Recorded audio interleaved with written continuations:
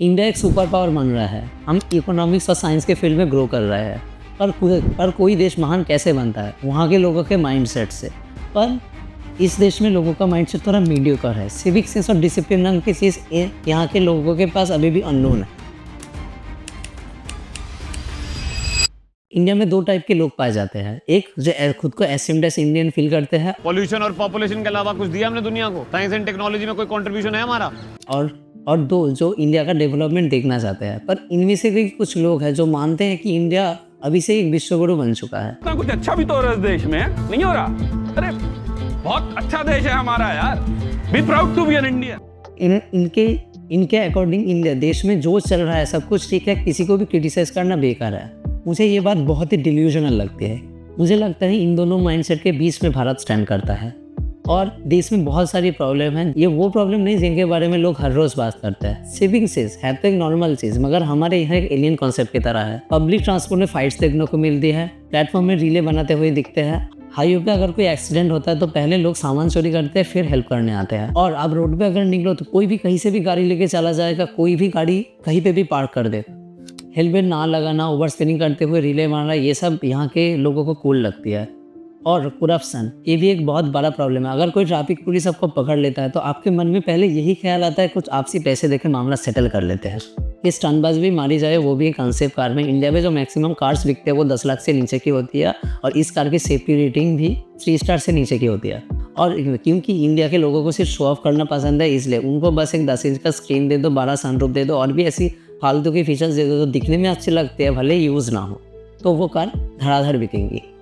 और जो सेफ्टी का कॉन्सर्न है वो इंडिया के लोग नहीं देखते। इंडिया में शो ऑफ का लेवल इतना ज़्यादा है कि कोई भी लग्जरी वॉच या जूते के ब्रांड के पायरेटेड कॉपी बिकने के लिए बड़ी बड़ी मार्केट सालों से यहाँ पे चल रही है। इनका क्वालिटी एकदम बेकार होता है और इन्हीं पैसों में आपको लोकल प्रोडक्ट एक अच्छा मिल जाता है, पर शो ऑफ करने के लिए आप ये सब प्रोडक्ट ही लोगे। इंडिया में शो ऑफ का लेवल इतना ज़्यादा है कि वो कर्ज लेने से भी मना नहीं करेंगे। इंडिया में आईफोन इतने ज़्यादा बिकते हैं क्योंकि वो इतने अफोर्डेबल है, इसलिए बिकते हैं। बिकते हैं सिर्फ शो ऑफ करने के लिए। इंडिया के ज़्यादातर आईफोन यूज़र से 1-1 लाख रुपए के फ़ोन अफोर्ड करने के लिए इतना पैसा नहीं होता, इसलिए 10 में से 7 लोग आईफोन EMI पे लेते हैं। उनका शायद 20-30 हज़ार रुपये के फ़ोन में भी काम मिट जाता, पर वो शो ऑफ करने के लिए 1-1 लाख रुपए का फ़ोन ले लेते हैं। इंडिया में जो फ़ोन्स और कार्ड्स की कंपनीज होते हैं वो भी फॉरेन होते हैं। हमारा दिल ही बस हिंदुस्तानी है और हम प्रोडक्ट्स फॉरेन यूज़ करते हैं। और प्रोडक्ट्स बनाने के लिए R&D में इन्वेस्ट करना होता है और यहाँ के इंडिया के स्टार्टअप्स को फंडिंग नहीं मिलती। और फंडिंग भी उन स्टार्टअप को मिलती है जो स्टार्टअप एक फॉरेन स्टार्टअप की कॉपी होती है, जैसे कि फ्लिपकार्ट। मेक इन इंडिया और आत्मनिर्भर भारत के नारे तो सब लगाते हैं, पर हमारा कोई भी आइडिया ओरिजिनल नहीं है।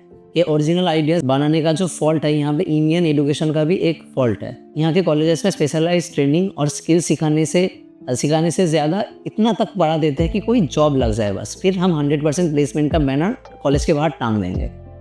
और जो मैन्युफैक्चर कंपनी इंडिया में बन भी रही है, वहाँ पर हायर करने के लिए ज़्यादातर इंजीनियर एम्प्लॉयबल ही नहीं है। और एक तरफ सरकारी नौकरी, इसका प्रिपरेशन कोई देश सेवा के लिए नहीं करता। इसका बस 3 रीज़न होते हैं। एक दहेज का लालच, दूसरा ऊपरी कमाई और तीसरा काम करो या ना करो जॉब नहीं जाएगी। इंडिया में इसी लाखों गवर्नमेंट जॉब के लिए देश के करोड़ों लोग अपना सबसे ज़्यादा प्रोडक्टिव ईयर बर्बाद कर देते हैं, क्योंकि इन्हें पता है कि इंडिया में सोसाइटल वैल्यू सिर्फ गवर्नमेंट जॉब से ही मिलते हैं, चाहे वो कितना भी बड़ा प्राइवेट नौकरी कर ले।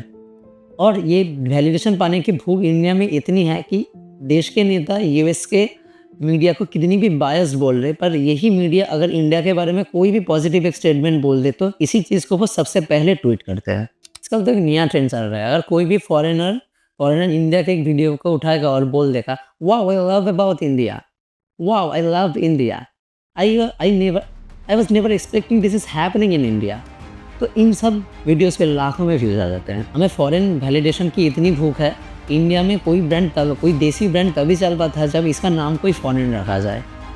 एलन सोली, पीटर इंग्लैंड, ये ब्रांड आपको क्या फॉरेन लगता है? ये सारे ब्रांड इंडिया के ही है। और इन रिएक्शन चैनल्स में इतने व्यूज़ क्यों हैं? इससे तो साफ है कि भारत के लोगों पास टाइम की कोई परवाह नहीं है, पर इधर कोई काम के लिए लाइन देने जाओ तो फोर्सफुली आगे जाने की कोशिश करते हैं।